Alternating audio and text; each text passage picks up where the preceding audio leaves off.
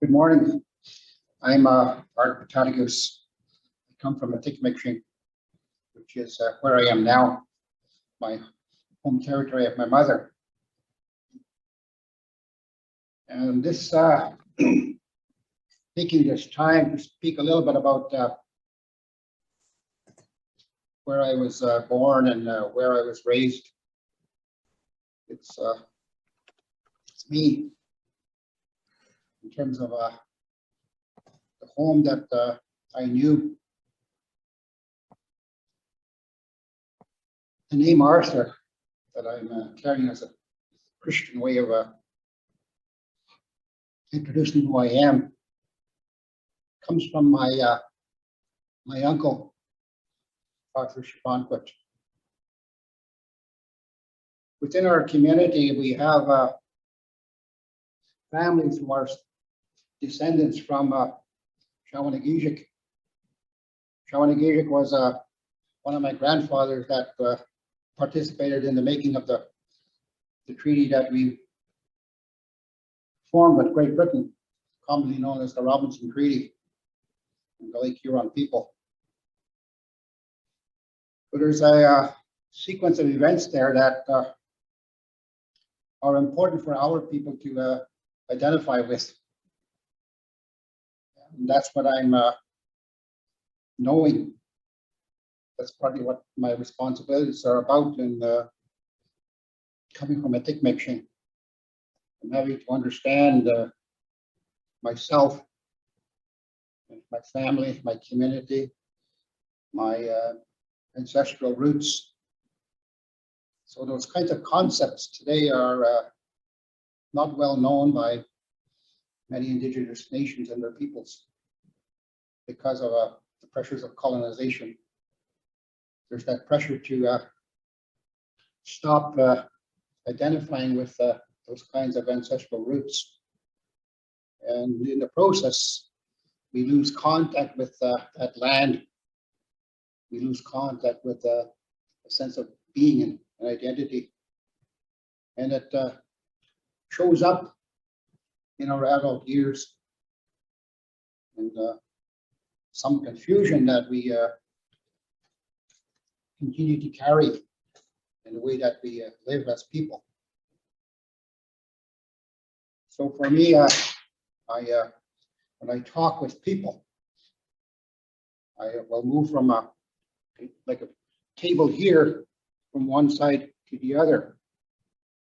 When I speak from one side, say I'm in my modern world wage economic communities, and I'll say I'm Art Botanicus. So when I go back on the other side, I start speaking from my Anishinaabeg view. Nin Anishinaabeg. Shawanagizik.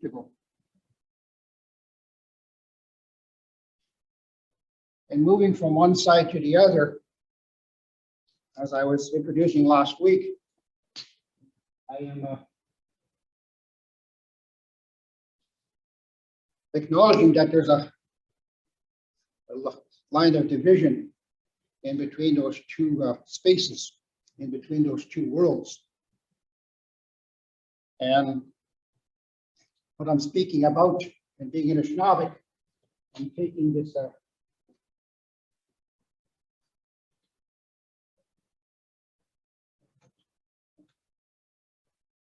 side, and I'm contacting the modern world. So I carry with me items which help me to identify with this Anishinaabeg side. I have two arrowheads here. And when you look at them, they're pieces of stone.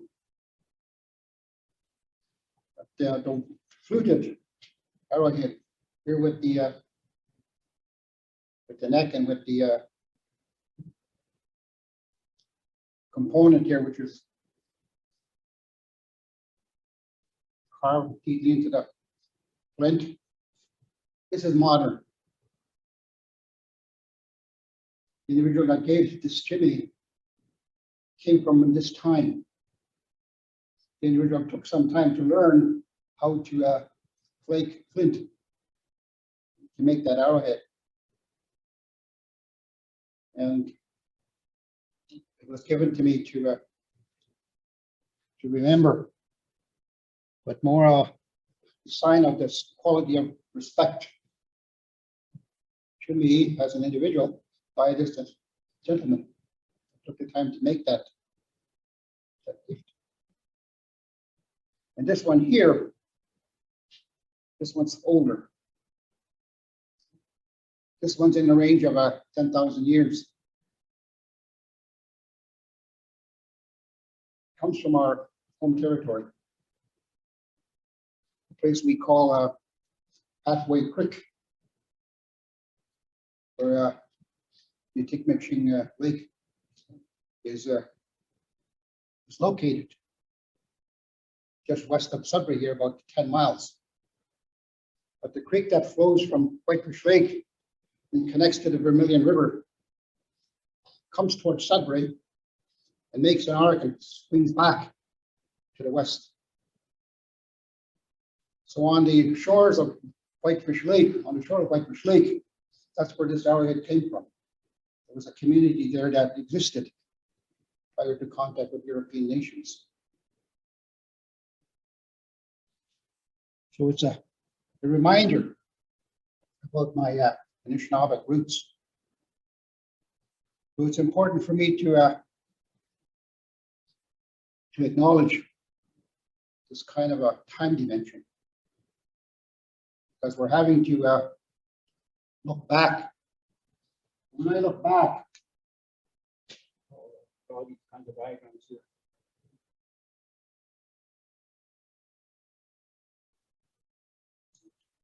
I want to know my sense of being an Anishinaabe, that does not become lost. Because through contact time, and this is what through the years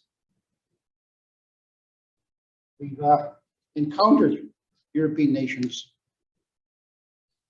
and in the language we have terms which refer to those times of contact.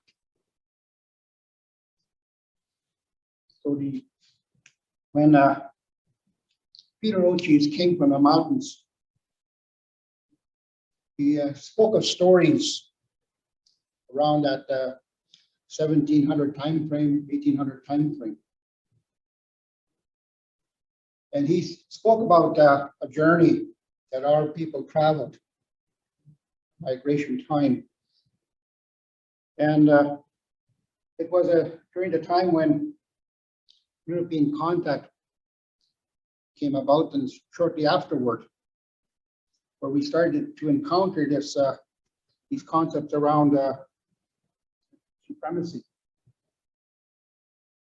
And when we look at those ideas, some of it is rooted in stories of the Bible. It's coming from culture. And we come into contact with people who are carrying this kind of a background with them. And we see it being experienced by our people in those early wars that came to be. Last night I was doing some reading about the time of the coming into being of the town of Plymouth down at the United States side. And the name Plymouth came from Great Britain, where the Mayflower set sail from. So it's coming to North America, they identified the place that they landed as Plymouth. And out of that came first settlement of English origin, and started to make contact with the English peoples. And along the way, treaties were made. here, well, 1621 time frame, and shortly afterwards, the treaty was made. And we started talking about this Churo Wampum. Churo Wampum starts to speak of old Peter Ochis was talking about double understanding. Double understanding referencing knowing the Anishinaabeg way and knowing the European way or the English custom way. And we also came into contact with the French during those times. And we started to get involved with those European wars that were going on, that were being transported to our side of the world. So we came into contact with this kind of a meeting, being invited to take a side. And in the early years, our people were taking sides, getting involved in those kinds of differences that people were carrying, bringing with them. We got to participate in those conflicts through those kinds of invitations, taking a side. But on our side of the world, we had already put into place practices which related to the making of treaties. So we haven't lost the concept. We knew that we engaged in among ourselves on this side of the world. That's where the Churo Wampum comes from. Our way of relating to our neighbors. So when we go back in time, this is what Peter Ochis was speaking about.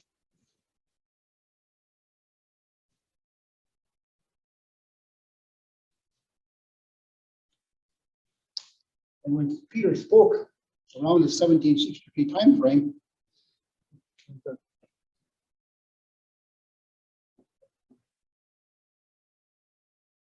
2 years back to back there, that become important for our people on this side of the world. And this is where Ellen Corbier, Dr. Ellen Corbier, was able to do work and get recognition. But we're looking more closely at this time frame and verifying that there in fact was a treaty made, which we refer to as the Silver Couplet. So we're having to go back there to look more closely at that time period. And there's another one back here, which is even part of that. 1661 becomes critical.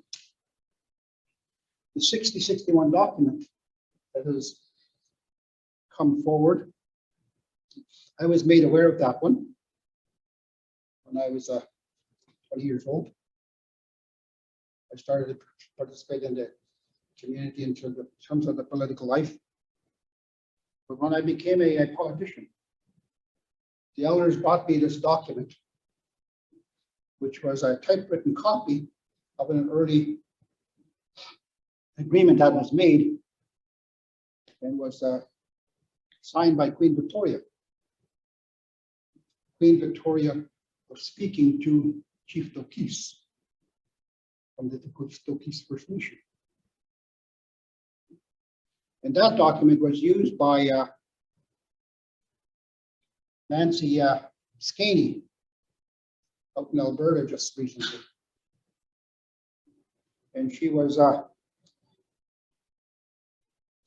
woman that was recovering from some illness. And she talks about her occurrence and going through that kind of an experience where there was a out-of-body experience. Something happened that we can't explain, and that we say it's a spiritual encounter. But in that time, she was dying from cancer. And cancer was quite advanced with her. But after this encounter, the cancer went away. And she recovered her health. But she was told during this time, you have to go back because you've got some work to do. You have to go back and help the people. And it was at that time she came into contact with this document that was made back in 1661 time frame. So it talks about the original agreement. So in there, that document, I remember coming into contact with my cousin, Rose Newchtoy. When she was taking a secretarial course, she was handed this document to type a new draft, but copy what was on the original. So that was my first experience in looking at this treaty that was made at that time. So in there,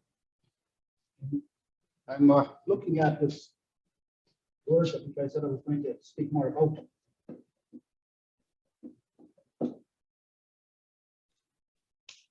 Coming to respect, to take a look at this kind of a historical record and accepting it as being valid. And when stories are shared with you, which speak of this kind of a past, we are challenged. We're challenged in the story, we're challenged in our natures as individuals. Am I seeing events which are in fact truth? Is it factual? So I'm reminded when I pick up these objects. In one sense, they're objects, but in another, they're spiritual. Messages from our ancestors that are living. And I'm fortunate to be a person that's having responsibility to look after them. Because at some point, I'm going to have to transfer them to someone within the community.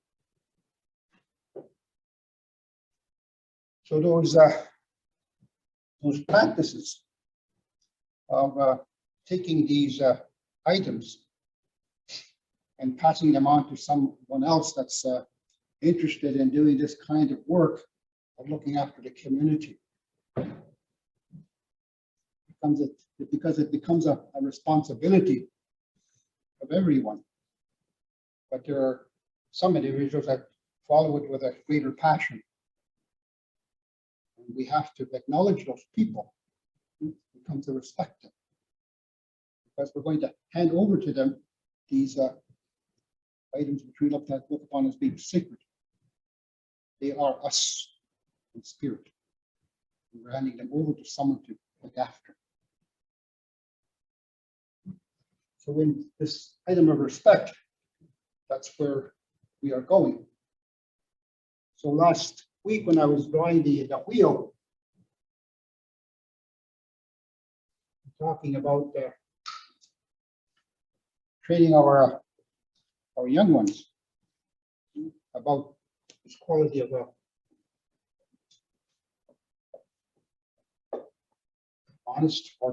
honesty. We think about the family, and we think about that child, we think about the family, think about the community. And inside, we start thinking about our home, we start thinking about the children.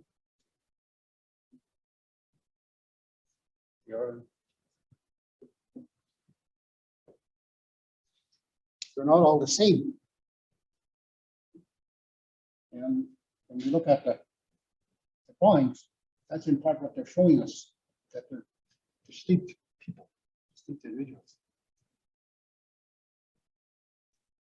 But each one, so as I was saying last week, Abanuji, saying that every single life form is sacred. And we're having to nurture them, keeping that in mind, that distinction, that the distinct quality has to be protected. So each child that you are nurturing, we're having to look after them from that kind of a presence that they bring with them. We can't be nurturing them with confusion. So in the family, when we start thinking about that unit, we want it to be a complete, healthy entity. So those grandfather teachings guide us, as I was saying last week, to do that. So I spoke more about the quality of honesty. This week, I'm going to speak more about the quality of the respect. So in my lifetime, I mentioned that I was in a hospital for a while, for 3 years, just down the hill from here. And in that 3-year time frame, I lost contact with my family. I lost contact with the idea that I had a mother, I had a father, I had a family of uncles and aunties and grandparents. I became isolated, I became alone. And when I returned home, my parents could see that I was changed. And they were having to treat me. I will not teach the same. Your parents are going to treat their child. But for a lot of our children today, this is in part what they're having to go through under the child welfare systems. A lot of the children are being severed from their ties with their family. We look at mom and dad, and then the birth of the children.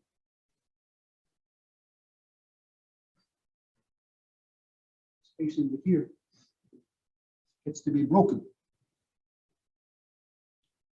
And we say, how do we bring them back home? Well, it's my parents that understood what was needing to be actioned. So as a young child, when I came home, they always kept me close. Because I was having to reform those bonds of attachment that people read about today.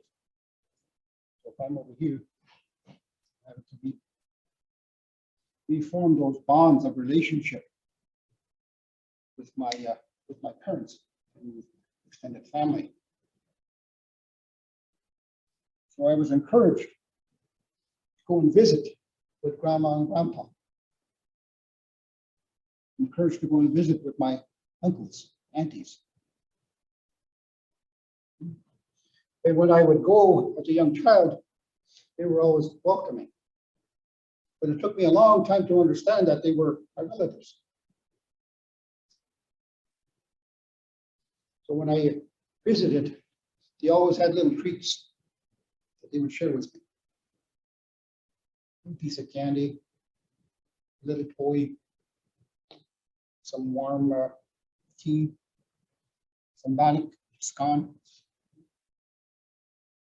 Building this relationship of a family. So inside there, I began to understand more about what this idea of respect was about. So as a child, going home, I was 7 years old. So from the time of 4 years old to the time of 7 years old, there was a block in there. The time that I was, psychologists would say I was dissociated. Even now, it still interferes with my day-to-day living, and I'm having to think about that.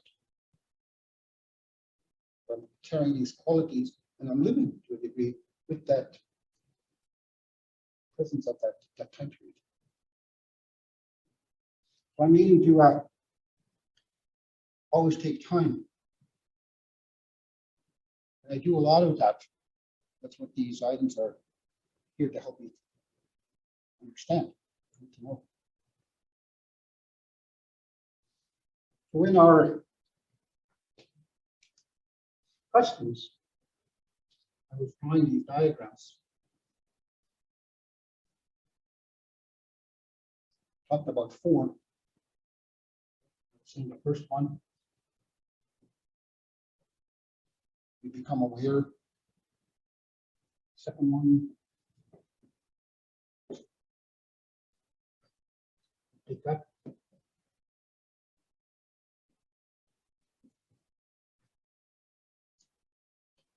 Take home. Then adapt. Psychologists use this word adapt to speak more of this time frame earlier about the process of learning. When we think about a young child learning in the culture, we know that this learning is a difficult challenge. That's why we say you have to be honest, so that this confusion that enters into your life, you're trying to minimize that outcome from occurring. But when you're wanting to get this one into place, that's what you're living in these early years. How are we relating to our parents? Do we have a good relationship with them? And if that's disturbed, we wonder sometimes about the playtime. Where do our children go? What are they doing? You always want to keep them close to home to ensure that that outcome doesn't occur. We're very distrustful because of the way that we are living in this modern world. Where it's more open in the community to allow your children to go more freely. And that's one thing that in First Nation communities people look at. How come the parents are more free with allowing their children to roam? Well, there's a trust there on the part of the parents in the way that we relate to what a child is about.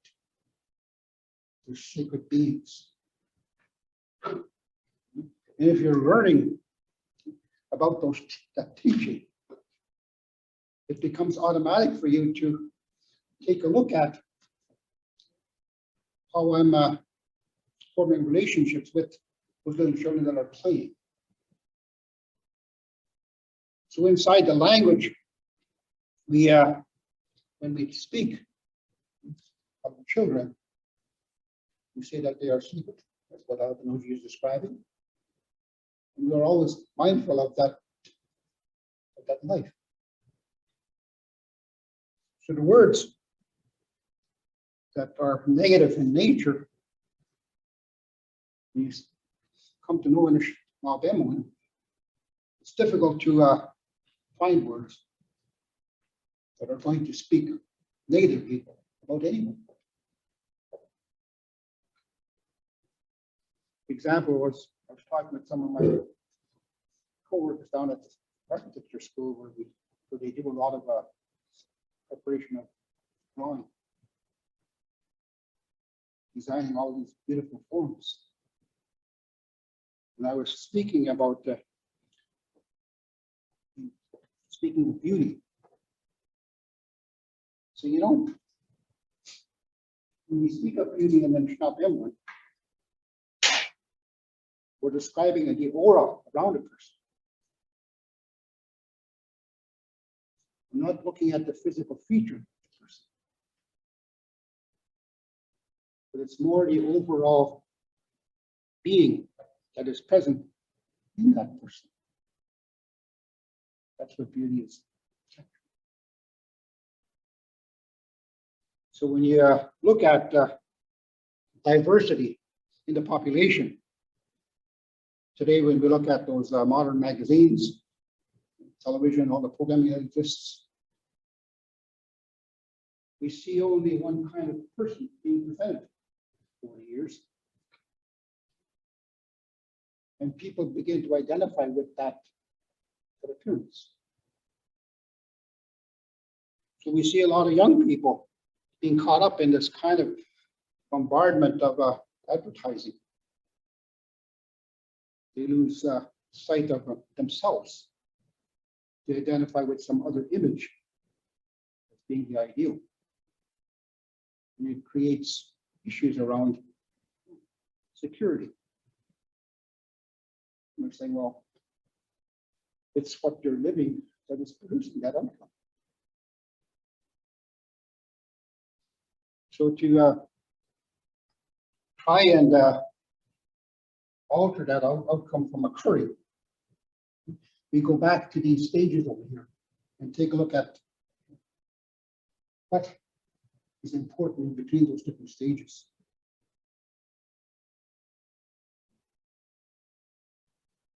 The first 7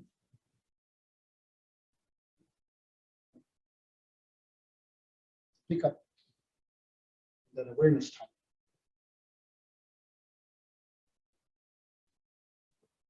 Honest component. You're having to carry that in your practices. We joke a lot. And we have a lot of games which relate to assisting one another or including the wider group. Within the community, we used to have this game called, we would reference as SpongeBob. Or in Nishnawbe, we say Wujis. Wujis is relating to stopping the runners.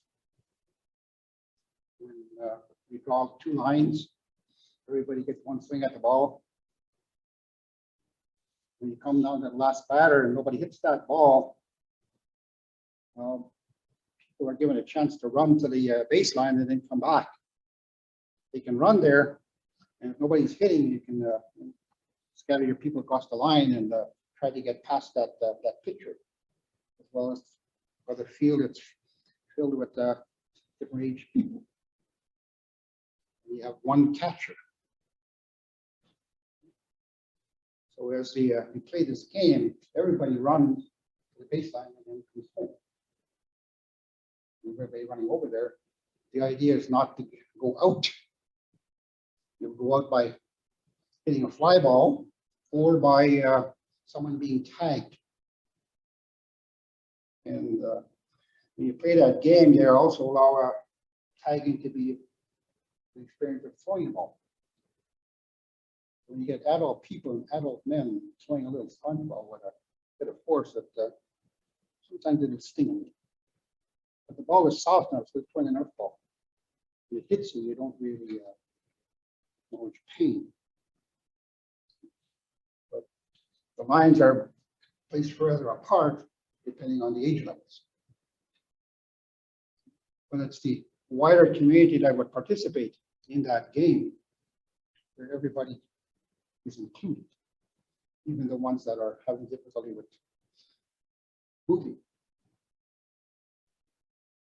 So the nature of the games were much more designed to encourage the idea of cooperation. Similarly, when you could take a look at the lacrosse, you had more people playing, but primarily your older men, older boys. And it gets to be quite rough.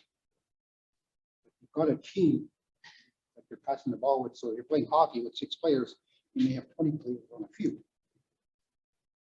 But the nets are placed far apart, so if you run there by yourself, one up and down there, you get quite tired.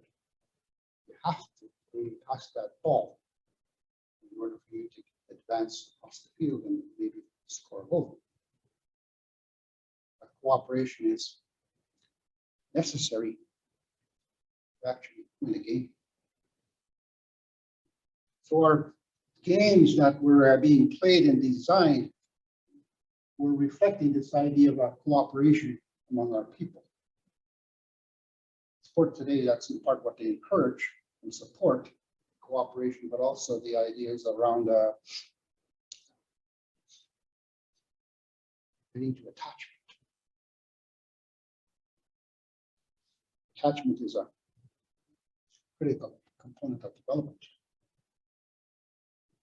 So inside, or here, this attachment is critical in that young age, and it's supported more in the teenage years. But as you move up the scale toward this, taking home time,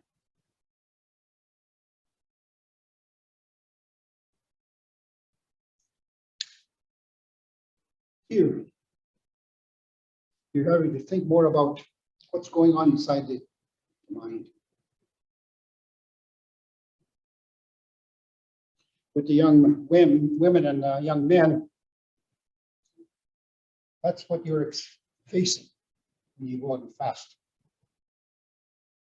Go out there 4 days, 3 days, 2 days, 10 days. And during that time, when you're alone, you're visiting all that life that you've lived up until that time. The better part of 10 years, 15 years of living, depending on the time that you may go that experience. And you're looking at these time frames here in terms of specific times in terms of development. So at the 7-year time, 6-year time, it's when the children start to form imaginary friends. When they begin to display this quality of being able to acknowledge imaginary friends and playing with imaginary friends, well, now is the time for them to experience being alone. So you may put them in isolation for 1 night, possibly 2 nights, but not a long time. Because they'd be, you're making them confront a change in life. So the children are exposed to this aspect of maturing and coming into contact with changes that are occurring. But we're also be mindful of meeting this idea of maturing with stuff. So in those 30 years, you don't run around there and destroy your friends' playing items. You always remind them to borrow anything. You always give it back in the condition that it's presented to you. And it's not something. So when the child begins to show those qualities, from boys, it's a change in the voice. For young women, it's opening up the cycles. So it's that time when it's time for you to look at the idea of quality which I have put in here.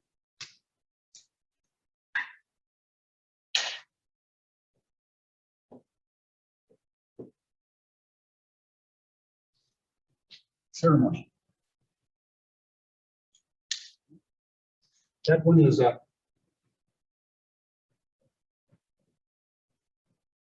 set off from these other circles for purposes of emphasis. There's a ceremony in each of these stages, and that's what this one is set off to illustrate. Ceremony becomes the foundation of your maturing. You're always participating in ceremony. You develop concepts around the idea that I am ceremony. I am ceremony. It's a kind of strange thing to say. I am the land. I am ceremony. I am education. I am law.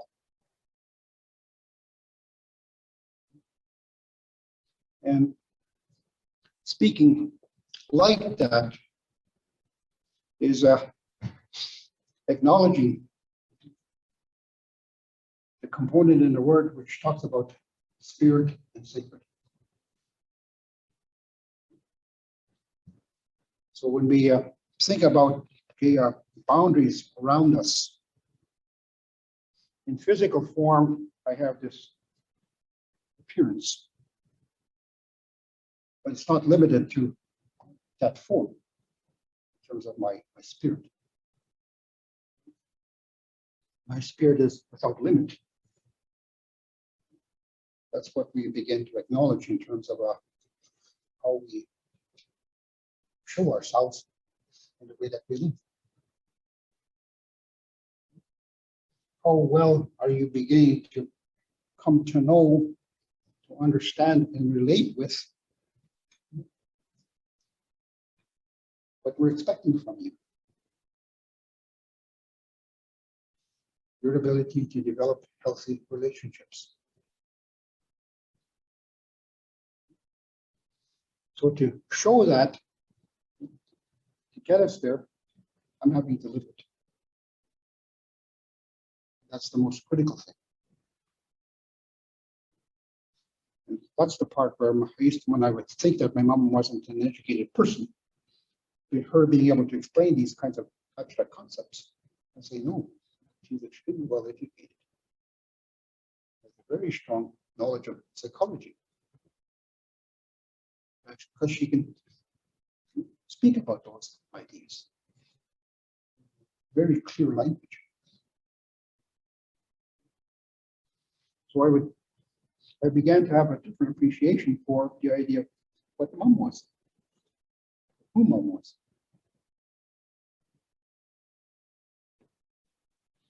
So when you're looking at this diagram about family coming to live the qualities, these life stages that we're going through here are critical. So your keystone outcomes you want to see. And when your children are out learning those concepts and not living them, then you start to work.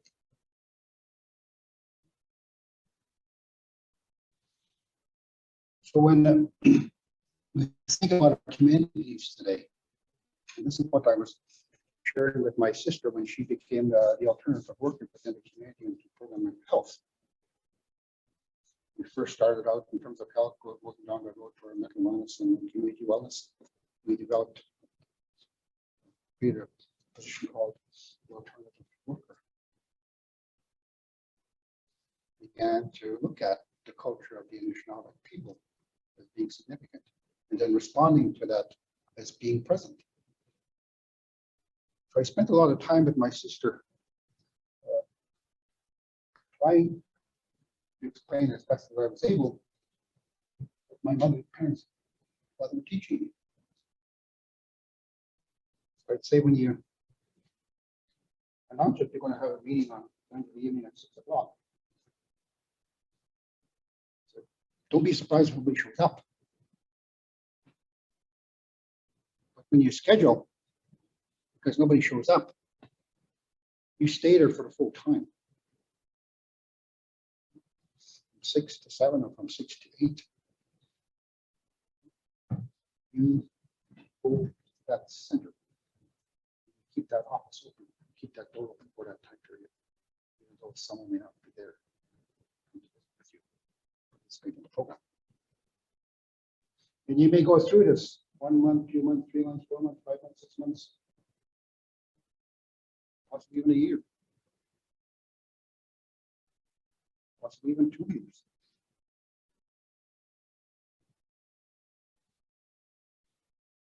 In part, you're being tested. But your commitment to the commitment to the work, your dedication. Because what we encounter there is the pain. The trauma and the pain that has been experienced by the community and the families.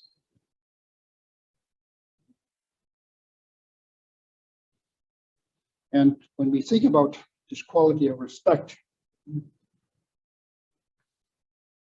you are opening the door,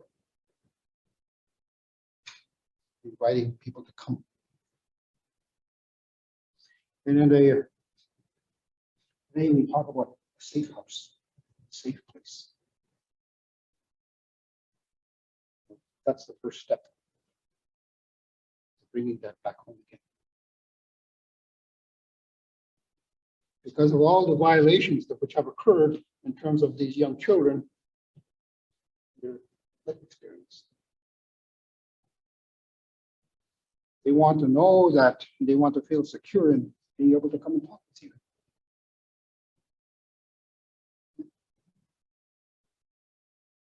You participate in all the other activity and games, but now you're starting to go back into looking at confronting damage that has occurred. So from my sister, I said, when you begin to see children just automatically, when they see refuse being strewn on the side of the road, they go over and pick up some of the refuse, take it and throw it into a waste container. That will be a sign for you that the program is working.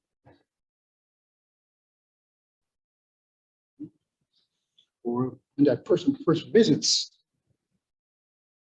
when you may bake some cookies with them.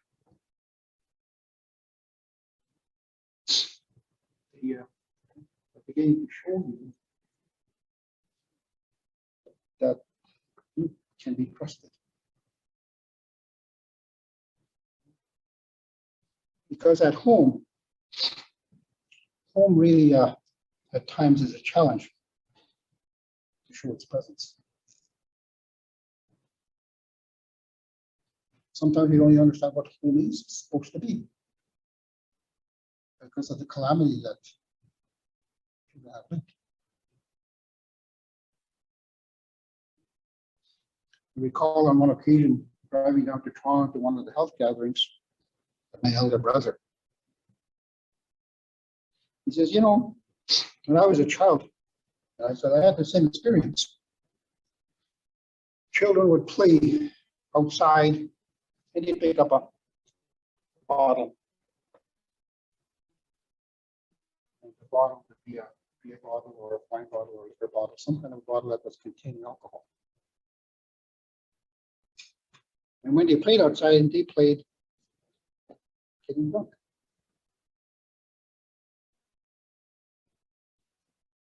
What would make a child do that? there's obviously something quite wrong going on. But the children going out showing signs of wanting to get drunk, meaning that they're actually are.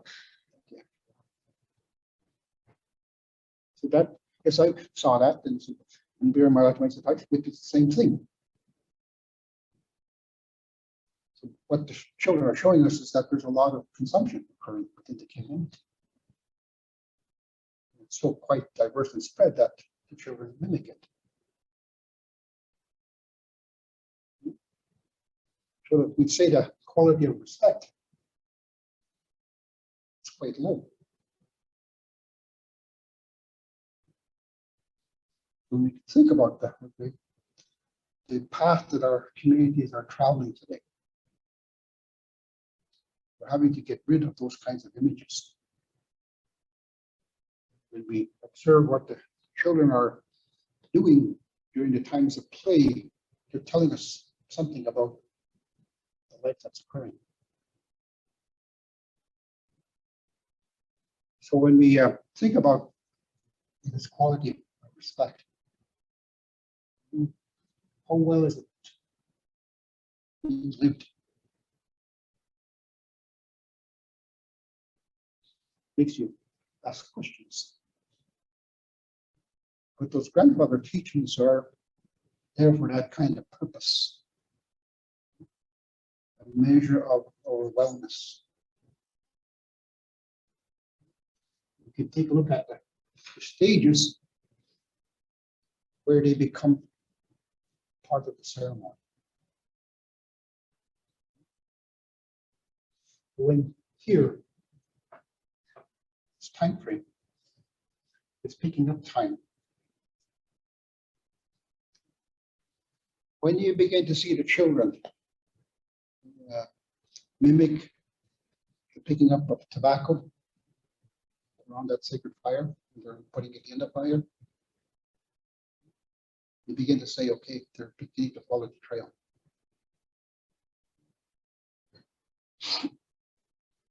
So when my mom passed away,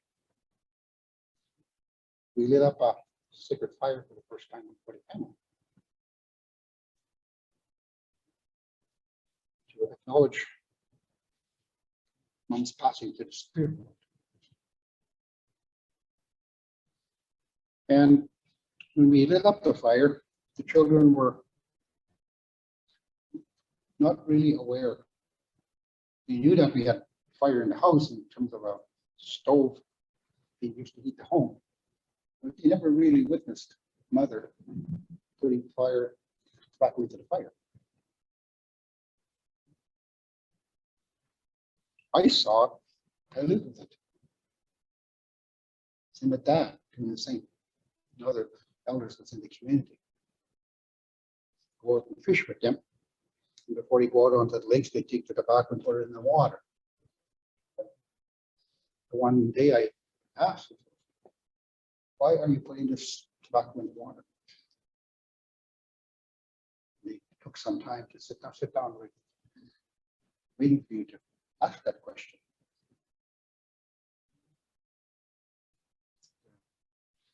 We put that in the water to acknowledge that fish. Put it in the water to acknowledge that water.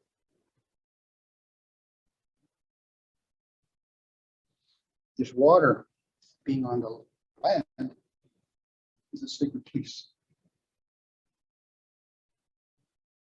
It's a sacred home for the fish that are living within that water. There are nests in that lake. Just like birds building nests out on the land. Out in the water, fish are building nests where they're laying their eggs. And we don't want to be going out there to destroy those nests. So we want to teach you about those ideas. So we would go around the lake with our fishing line, using the trawl to try and catch a fish. And as we were going along the lake, I recall my grandpa always tapping me from time to time. Over here on this section of shoreline, it's a good place to catch this species of fish. Or along this particular shoreline, this is where the fish come to spawn, to make their nests. So it's a good place to come and put a net sometimes if you're wanting to catch some fish. Carry it through that winter season. But you're always having to remember, if you take too many, they're not going to come back because you will have destroyed the nest. That's how they would speak about overcatching, overharvest, exploiting beyond generate. They were teaching me something about how to look after that land, to respect the land. As a young boy, you say this is part of your responsibility. And when we think about what am I learning from the elders of the community, they're going to help me to live. What am I learning about being an Anishinaabe?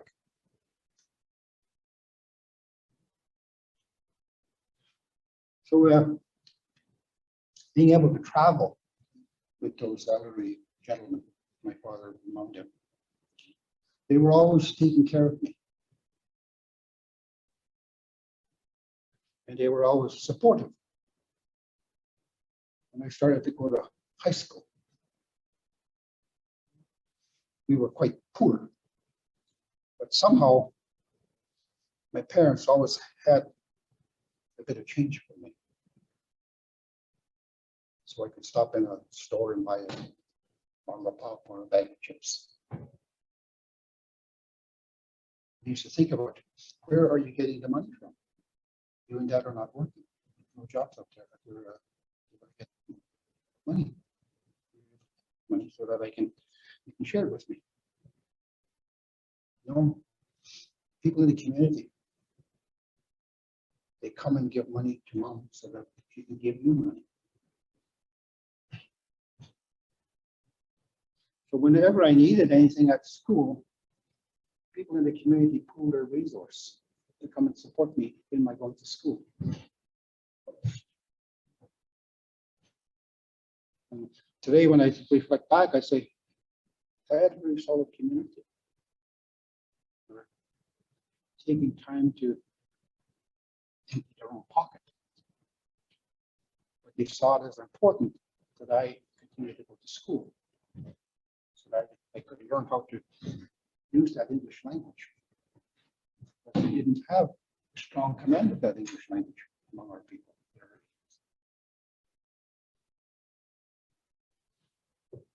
So when I started going to school, and the old people of the community pooled their resources to take care of me,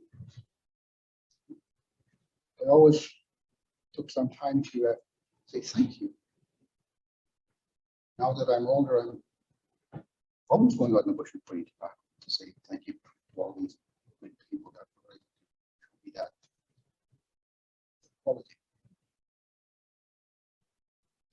Give support, quality of love, quality of respect. And as I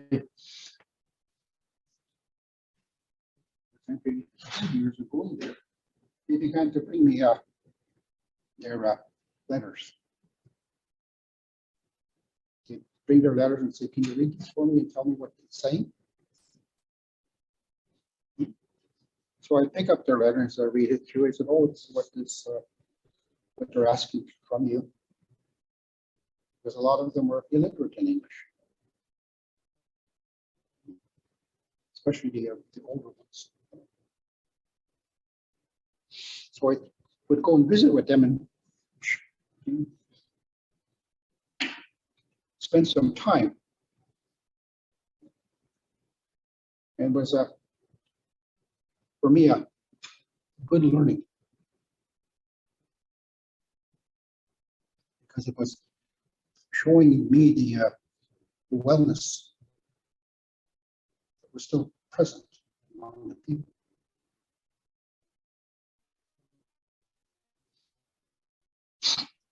One of my aunties, Nora King,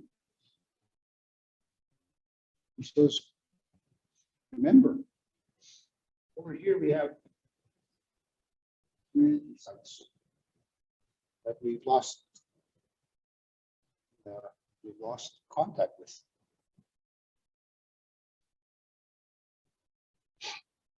So when we talk about a Tikmek-Shing, we're speaking of a community site that was named in association with the lake. So we talk about Tikmek-Shing as a one piece. So there's a dimension to that name as we referenced. Territory, and then there's the Tikmek-Shing concept. And then there's the Tikmek-Shing lake.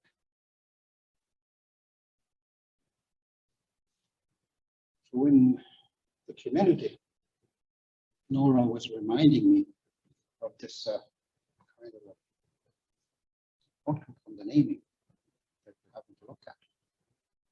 Not to forget that there's a quality dimension to the term. So when I say a Tikmek-Shing, sometimes I forget that I'm leaving that world on the other side of it. I'm stepping into the modern world, and I'm using modern expression to talk about the home that I'm coming from. So if I'm not taking time to explain that there's this other one over there that's even more strongly defining me, people don't understand. They accept me as modern world. So, you know, there's a presence that I'm taking with me when I go there. But there's a stronger one on the other side over there that's really inside my mind. So at home, I said, we're having to get our children to understand it's kind of a variation. So when we talk about the community where my home currently is placed, so we call that one Wasakwa. Wasakwa is the community site. Captures where the houses are placed today. We commonly will say a Tikmek-Shing, a complement Tikmek-Shing. They forget that inside the language there's a differentiation in between the space called the Tikmek-Shing in terms of the town site and the space where we're living now being Wasakwa. So the use of the language, we're having to get people to identify with being able to think in Anishinaabe. That's one of the biggest challenges we're facing is getting to think in Anishinaabe. Leave that modern world, the world of being in Anishinaabe. Start speaking from the world of being in Anishinaabe in the relationship that we're carrying with us in that world. So here, looking back, so to go on into that future, that's what we're wanting to.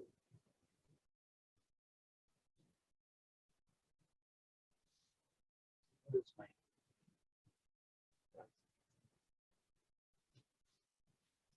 what am I looking at? And this must be a minor. It's drawing last week. It must be a positive. That's the core of identity. Who am I? So first of all, I'm an Anishinaabe. When I step into the world, Ontario, Canada. So I'm living in Ontario, I'm in Canada. But I have to get Canada and Ontario to say I'm in Anishinaabe. Canada and Ontario are not prepared to go there yet. They're not doing that. Slowly it's emerging when people start to say, let's give a land acknowledgement. They're beginning to understand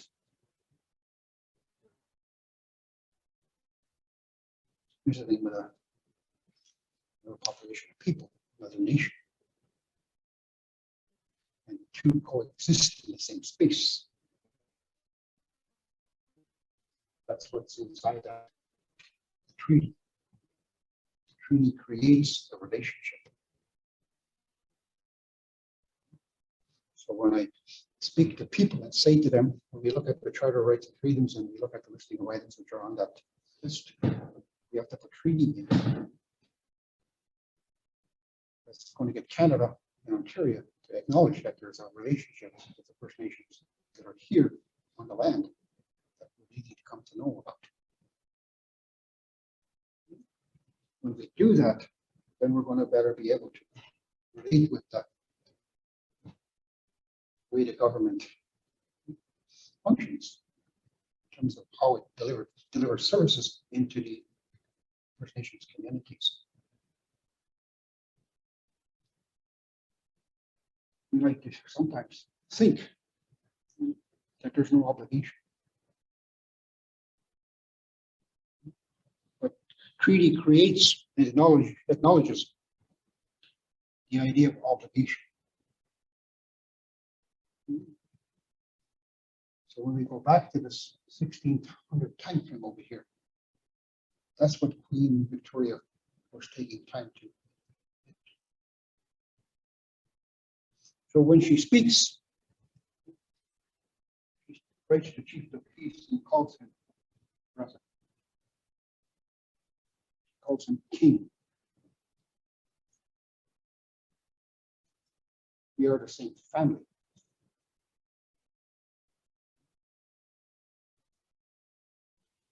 So Canada doesn't speak like that. So when my elder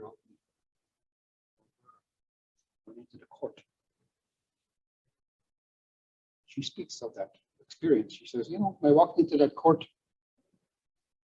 there's 128 lawyers representing the big oil corporations. And there was a panel of 3 judges that were sitting on one side of the room. And I was sitting on the other side. There were 5 of us. 4, that's not 5. And she says, and during the middle of the court, she put up her hand there. She says, I don't understand what's going on here. So she unwraps her letter. She says, I've got a letter over here. I'd like you to read. So she takes the letter out at the, talks about the Queen's bargain. Takes it to the panel of judges. Senior judge picks it up, reads the document. And she says, can you read it, please, to the people?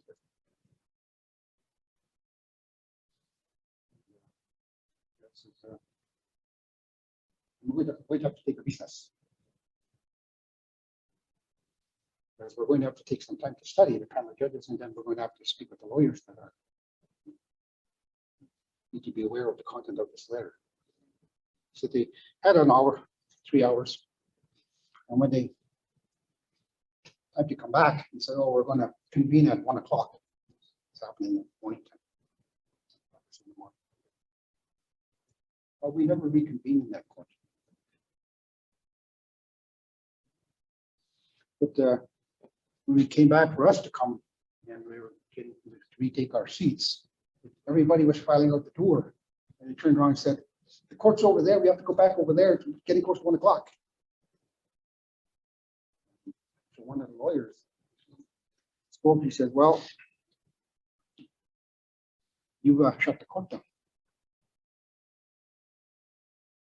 He shut the court down. I shut the court down. See, well, that letter that he presented. He said, "Oh, I was wondering about that, because I didn't think it was. I was testing whether or not it was actually valid. And I brought the document to the court to test whether or not it was carrying fact and truth in it. And validation came by the closing of the court. So she says, oh, that was good. Because now I feel more secure because my people are better protected. Because what she was facing was pressure to face eviction in the space that she had lived all her life. She talks about the pressure of losing her home, going in tears and saying, they're building houses all around me and I'm being forced to vacate. There's no recognition of my attachment to this land. I guess there's somebody up there that's helping me, that brought me back to life to do this kind of work, to go and confront. So she says, oh, but asked the grandma about her, did she have a lawyer? No, I don't have any lawyer. That paper is my lawyer. And this is supposed to be a court. That paper is also in my court. That document supersedes Canada's Constitution and all law that's generated in that house order called Parliament in Ottawa, or the one down in Alberta. That one supersedes. She says that was confirmed by that meeting. So she says this idea of respect. I got to feel proud that day that they're finally being acknowledged. My grandmother, 83 years old. It made me cry, feel so happy that I was being recognized. So with our youth, wanting them to exhibit those kinds of qualities about how you look at people. And when we think about what we're teaching them, we're having to go back to these stages here, where this nurturing of that identity is formed. How do I look at myself? How do I provide for my own care? So for the young men and the young women, I was at a gathering one time, one of these ceremony times, where some parents were showing some confusion. So they approached me and said, I can't understand why my son is going up onto the rock over here, going into the fasting time, and he's praying to go and catch that moose or shoot that deer. Seems like a trap. Seems like an illegal thing to be doing. Why are you going there? To ask the Creator to help me to do that. So I sat, I said, I can understand in part the confusion because you haven't been exposed to ceremony. But there's a learning that your child is visiting right now, which is important for their development. His development as a man. And that has to do with what you're speaking about, the evil side of being dependent. as a dependent being, I have to go out and take life from that which is around me. I have to kill fish, I have to kill animals, I have to kill the grass, kill plants, I have to kill. Seems I'm always killing. And there's no remorse. What we're wanting your child to come to understand is that by going out there to hunt and to fish, you're going to cross that boundary of evil. In crossing that boundary of evil, it's like going to a confession in the Catholic Church. You're going to admit to your committing of sin. It's the same kind of a principle involved. You're going to violate what the teaching says, or what you're not to do. I'm not going to go out there and abuse my relatives around me. All the early years, we talk about coming to show love and respect toward your relatives and neighbors. Now you're going to step over into this world of becoming an adult man. You're maturing and you're going to have to start to show those behaviors, which is going to help you to function as a man. You're changing in terms of your leaving your childhood behind. You're now going to step into another world. Toward being a man. And that's shifting, that's occurring. We want you to know it. We want you to be able to reflect on that. And that's what Grandpa is doing now when he goes up there to visit with him. At least I'm hoping that Grandpa's doing that work.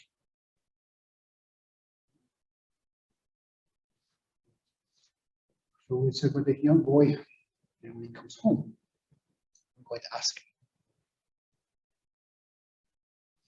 him, did your teacher talk with you about killing? Did your teacher talk with you about taking the life of your relatives? It hasn't occurred, and you're going there. It's not been complete. Having to go back and confront the nature of your being. That's part of the journey road. So that's where these medicines become important. Have you been putting medicine down in the water whenever you go fishing? Whenever you go out hunting, have you been putting tobacco down? Are you looking after anyone that's sick? Have you been using your cedar? You sit and pray with people. Have you been using your sweetgrass? If you haven't been using them, you're not going to know them. But that's what why they're there. To help you to understand. So when you say it's nice sweetgrass breed. Some gatherings, when you go across the country and visiting the other nations of people, sometimes when the sweetgrass is lit in that circle, women will get up and leave. Why? So, well, sweetgrass is considered to be medicine used by men.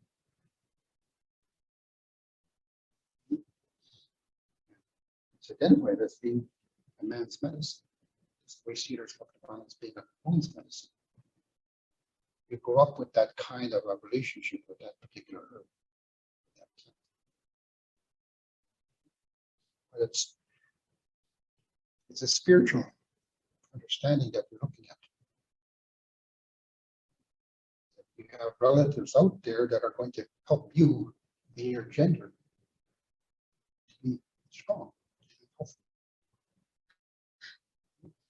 That takes time to come to know that if you're not living it on a day-to-day basis. When you're at home, you open up all these residential schools, and then more so within the communities, the day schools. We as men and women became more separated from our teachers, our mothers and fathers, but more so our grandmas and grandpas. Because it was grandma and grandpa that provided the guidance. You put on the side here, you start to go to the other side of that circle.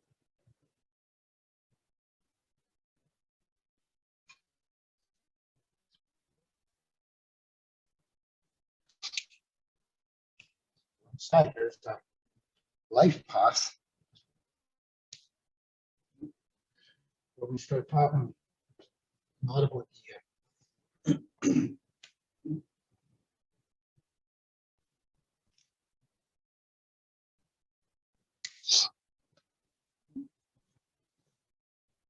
qualities. This is where you have to be somewhat cautious here. Start using these teaching models. Here, the life path education model.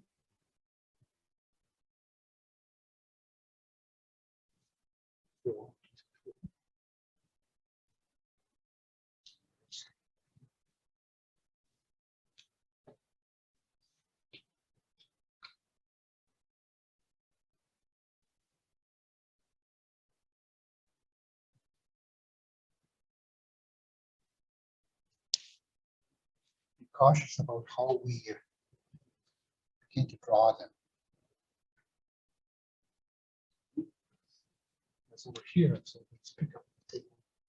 That's the education stream. The ceremony involved. That's over here. We're going at the same time.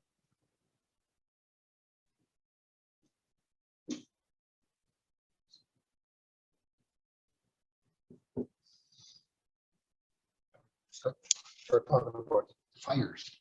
First fire, second fire, third fire, fourth fire. So, well, I don't want to speak about the fires yet. I want to talk more about the education.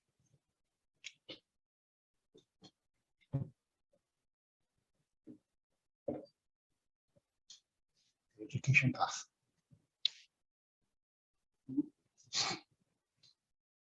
Inside the education path, okay, the ceremony becomes a central part of the different stages. And in the community, this is what we're having to come to work with. They do overlap some of the experience, but you're having to keep them separate in terms of what they're doing. The education pathway, well, that one I'm having to be mindful of the physical changes.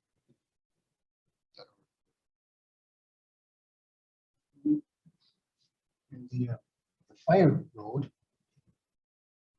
I'm relating more to shifts that are occurring in your personal life.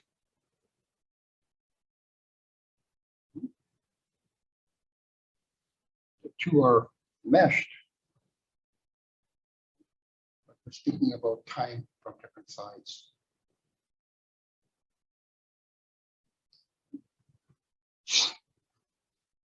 So when we go back and start saying, okay, first fire time, I'm learning about that individual fire. I'm going to go out there. I'm going to put my tobacco down, and I'm going to acknowledge sunrise. And so for the children, when they start learning about putting tobacco into the fire, you're acknowledging, okay, the stage of the life that your children are at. But it's the experience of guiding them that you're wanting them to come to know, that they see you living it. So they'll mimic you. And that's the part which is critical. You want them to see something that's positive, that's going to be nurturing for them in terms of a healthy development. You're not more,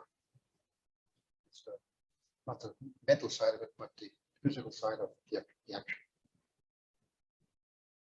When the children ask me, why are you putting the tobacco in the fire? Well, there's a spirit here that is with us. And we're teaching you about the presence of that spirit. You're too young right now to understand. But we want you to know that it's for you to come to know. So when you begin to put tobacco in the fire, you're taking those steps to reflection. So when you, around that age of 6, okay, when that child is showing that they're aware of these other people around, you're beginning to relate with the idea that they're spirit. Fully understanding that there's a being that we tend to acknowledge as being there. So, it's with us. So when we talk, when we speak, we remind them that they don't speak negatively about other people. So inside the language, terms are not there, so it's easier to teach them. But when our children are watching TV and programming and all this other life that goes on around us, it's impacting them. We're wanting to demonstrate to them that these other experiences which are coming to you, we're not wanting you to follow them. And that's where the parenting becomes critical. Teaching strong moral connection, strong moral living. We look at other people, we teach them that everyone is sacred. Like used to be a common with that kind of understanding. Within a family unit, that is what we're wanting to get people to know. So think about this respect here. It's a learning that takes time to come to really carry well. And where it shows up is at the marriage time. We go through that marriage ceremony. We bring the families together. We have one family on one side, one family on the other side, and the two come together to form that bond of relationship. So when you say a common term, you speak in English, say, this is my wife. You don't say that. This is my husband.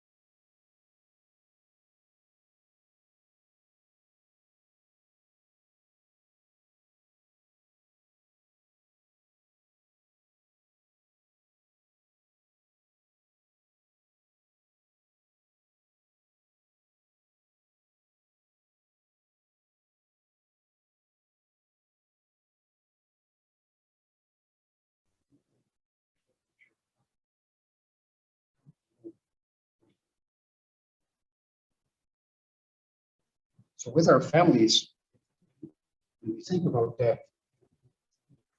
developing programming, we have to spend a lot of time with the parents.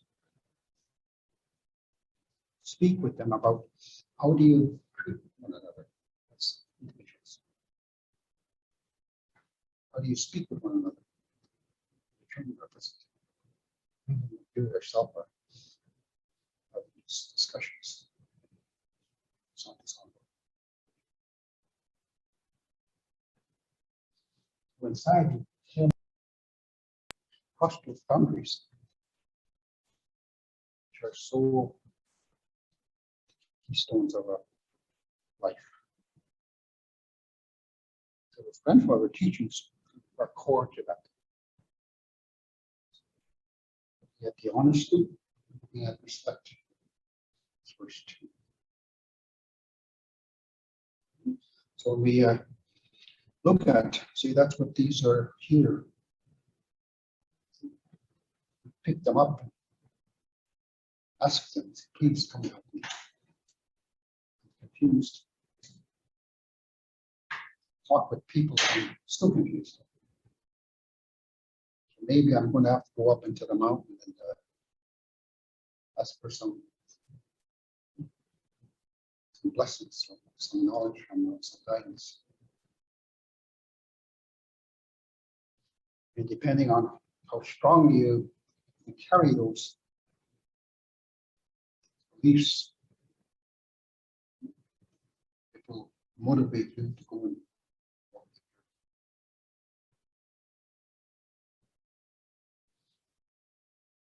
Sometimes we think about life within community. I'm not able to get answers. Satisfied.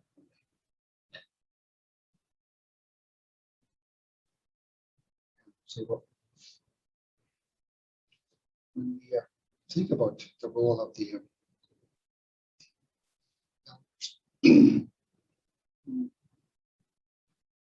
that's the kind of a resource that we've lost along the way, the depth of what that capacity is. So within the communities today, we sometimes too quickly acknowledge elders as being of that quality, simply because they are grandparents or they reached a 7x7 age time. Some may not be ready to do that kind of working role. That's not to say that they don't have knowledge, because of the abstractness of life. It's an endeavor that the community is having to revive. Within community, that comes from experience. Kinds of challenges as the community endure, just help them to develop its abstractness and understanding of what knowledge is about. When we look at our model here, it's adaptation.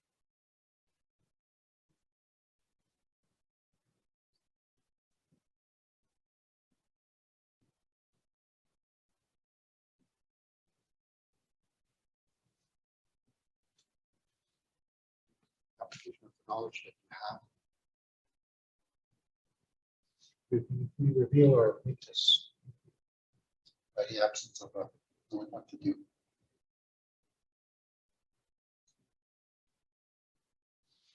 For young men, that's what we would encourage them to visit with. During the time we talk about when the players wandering. Wandering time is equivalent to the university age. You're about 16 to about age 24, 25. Varies from person to person, but where you might travel and what you might visit. During that time, you say you're encouraged to go out and visit other worlds, get out of your own community because there's limitation. Find it's important that you go out and have a life experience. But be careful about what you bring home.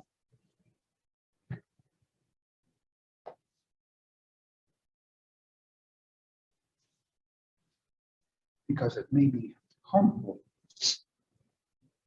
That's what we see with the modern TV and radio technology. There's a lot of material that I think should not be made readily available to the children. It confuses. The parents are having to be more selective about what their children are being exposed to. It's not an easy thing to do when everybody wants to turn on the TV, that even the cartoons and other activity that's designed for children is really adult material.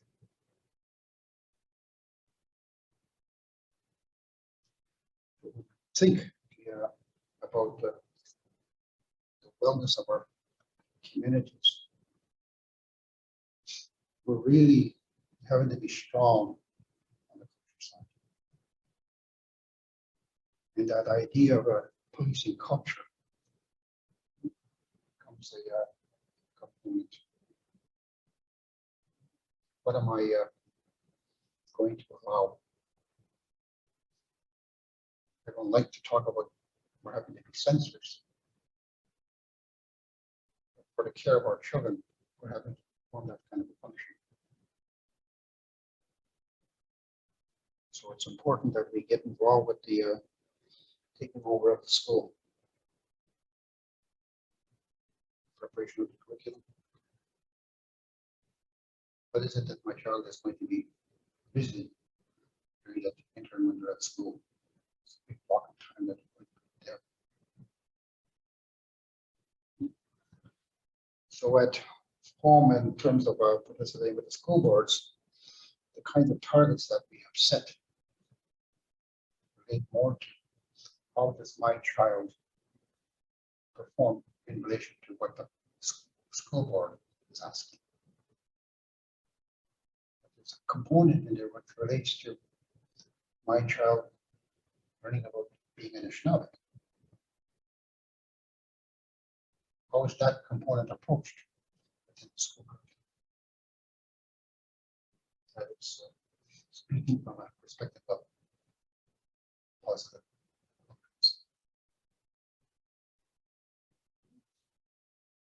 Side of it, this idea of respect that we want to have that accommodation.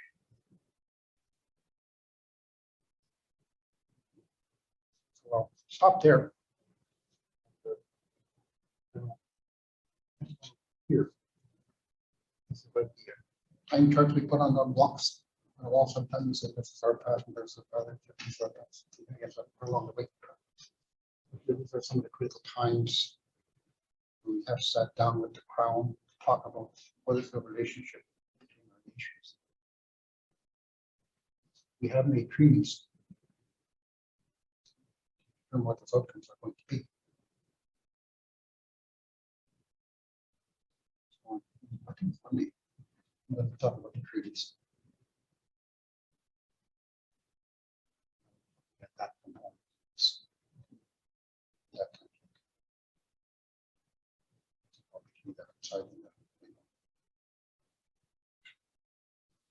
Any questions?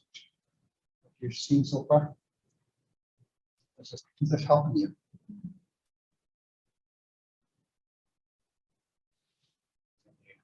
In the school, you start thinking about the programming that's occurring.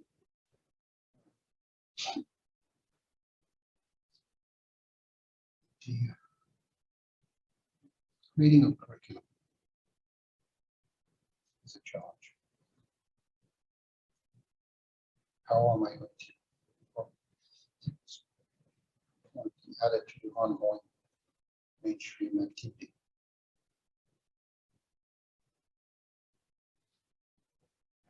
mainstream activity is having to accept the idea that this is valid knowledge.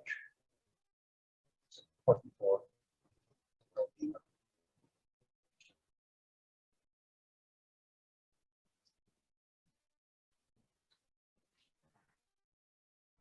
Just ask you to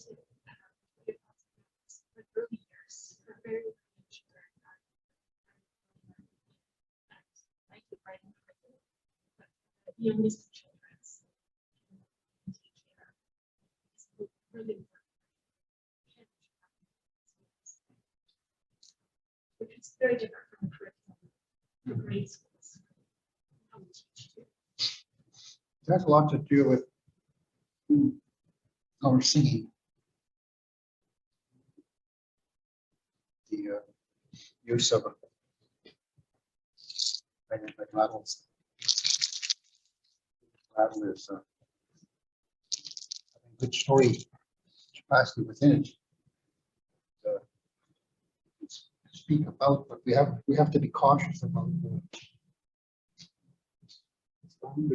speaking of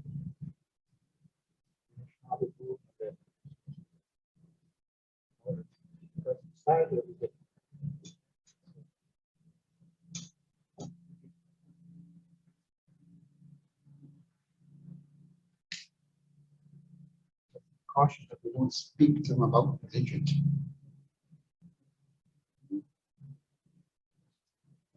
That part is where there's a risk from our side about how science is viewed. When you start looking at atheism, atheists,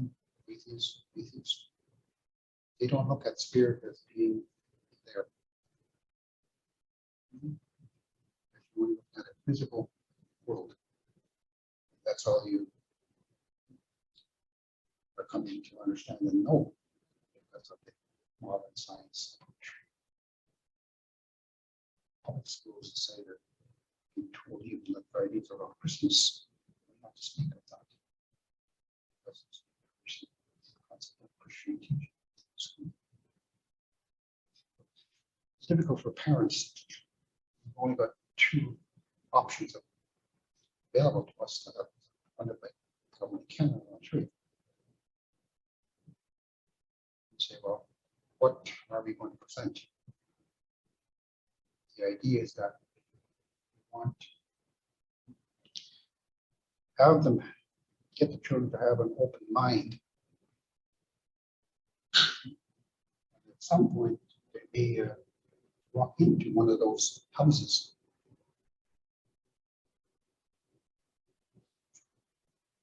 Our way to look at the idea of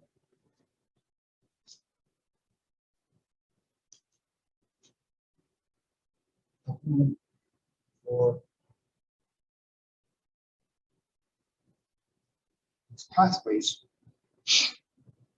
People are speaking of home. Say, well, the host, you are sending to my child. That may be a way to speak of religion. You go to a church and they're going to teach you something about the idea that there's a spirit, there's a God, there's a presence there that people who go there are living. In my home, I may not do that. It's a way of storytelling. It's very vital at that stage. How do we present story to them that we see in the world around us? We're cautious to speak of those places. It's not what the idea that it's negative. That's the big challenge, is not to speak of those other places. It's negative.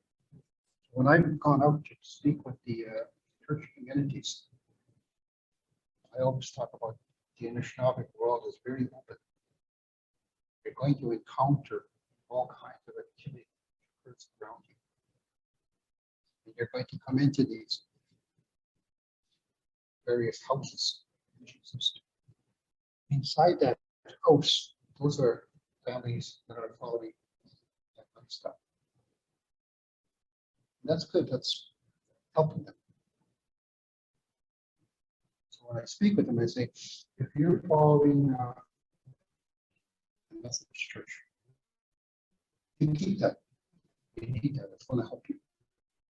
Especially in those early stages when you're grounding the ideas of this ground identity formation. You come to understand yourself as being part of that body. And when you travel on, come to the university level, you begin to get into courses like studies of religion. You begin to see how religion has divided the world community. In our community, we say, no need for that. That's coming in with this idea of respect. It turns out that's what the teachers are saying to us about how to live. It allows you to keep diversity alive because it's enriching. And it's the parents that have to go through the teaching side of that. That's where we're extremely weak. We're not guiding teachers, we're not guiding parents about how to deal with distinction. Distinction is not to be feared because we see it so much in nature.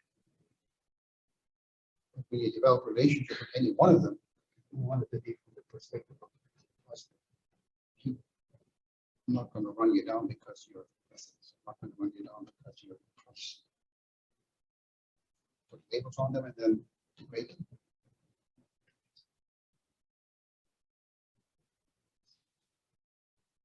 So it's coming into context with the religious body as though it's like a pine tree.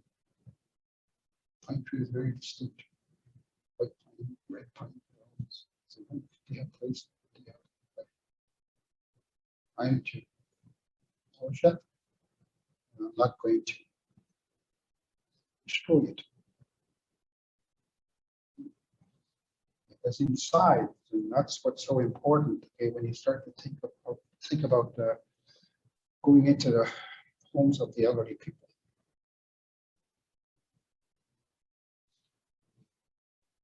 And you visit with the elderly people. The diagram which I draw.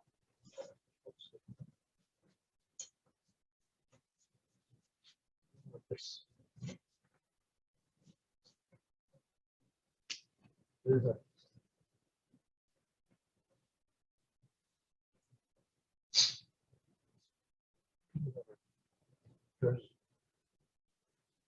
together as a family. They're traveling on their road in life and they come to a mountain. For some reasons, one of them has an accident. They're not able to journey.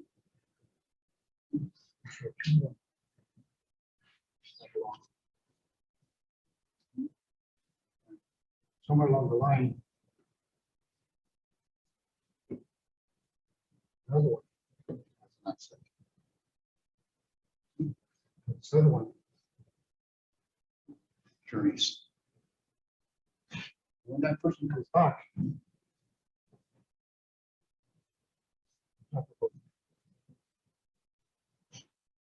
what has been their experience? Here,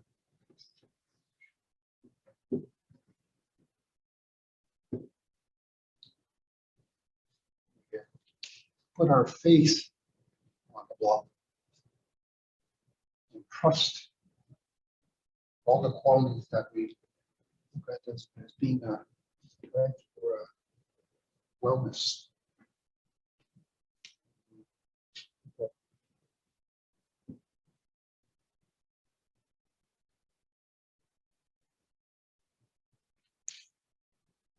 Am I going to believe?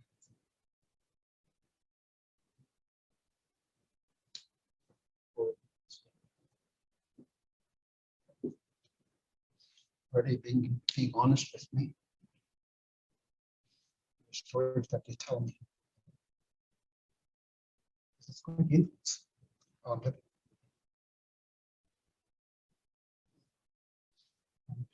I would rather have a person have an open mind than one that's closed. To deal with diversity, what the world presents to us. So those grandfather teachings help you to keep that balance of your intellect. To be respected, that it's allowed to form its own opinions, form its own views. That's for the person to enjoy being a person. We go down this kind of a warrior in terms of a say, well, that's history. So when we think about this, this experience over here, the elderly people, you go and talk with them and say, I want to hear about your experience. Please share with me. Because I'm bedridden, I can't go anywhere. I have to travel with my mind. My intellect is going to allow me to appreciate that.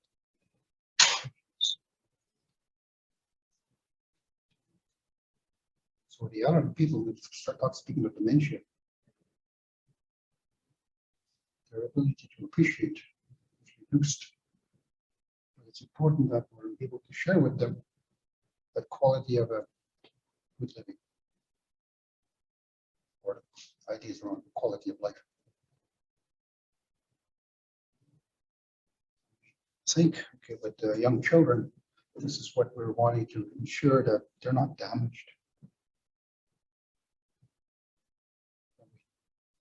Sadly, that's one of the outcomes of what we see with children. This is where some of the ideas about racism is coming. Children are carrying it with them into the schoolyards of the nation. That's why we say, go back and look at storybooks in school. What are the children learning? What kind of programming is being delivered in the TV on a daily basis to the nation? Don't want to be the idea of living in a world of censorship is very entrenched. There's a need for it. That's in part what they try to address in the Charter of Rights. There's an openness that the Canadian people are trying to make part of what we define to be a Canadian. Sadly, like we're not strongly there yet, but when you hear other people coming from around the world but wanting to come to Canada, they speak of hope. I hope that they get away from the misery that's occurring back home in my nation that I'm coming from. When I come here, I'm coming to a promised land, much like what we hear about the stories of the Bible. Such a greenness, such a life, such a vitality. Our dreams in being First Nation, that's what we're aiming to keep by the belief systems that we've been carrying. The water is pure. It's to be respected. And hopefully it will stay like that. But with technology, mobility of dispersing materials, it's not an easy thing to preserve. We hear about oceans being filled with toxins and plastics.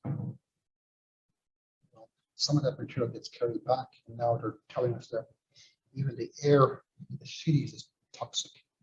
You have purified air before you take it into your house. You're having all these super filters that are being utilized. But those filters become contaminated, and where do we take them? Back out and go back into the ocean.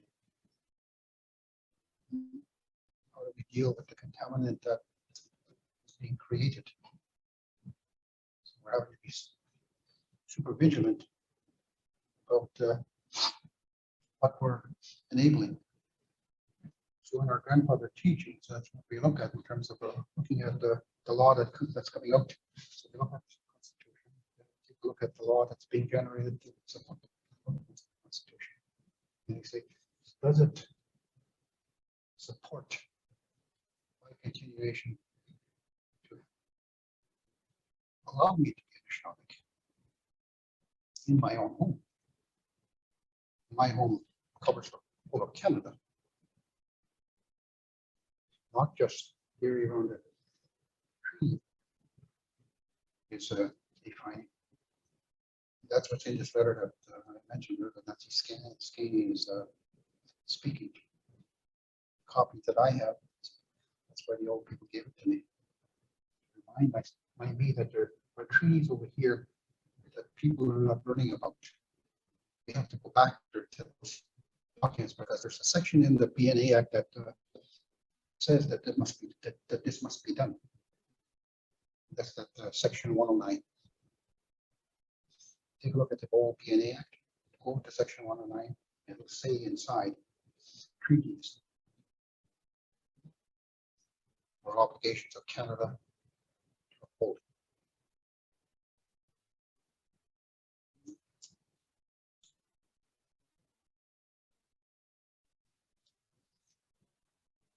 That's something for you to have a look at if you're want to do some site reading. The treaties are the method that brings nations together in a way which are constructive and healthy. The hope is that they can do that, Joe, because we're relying on it.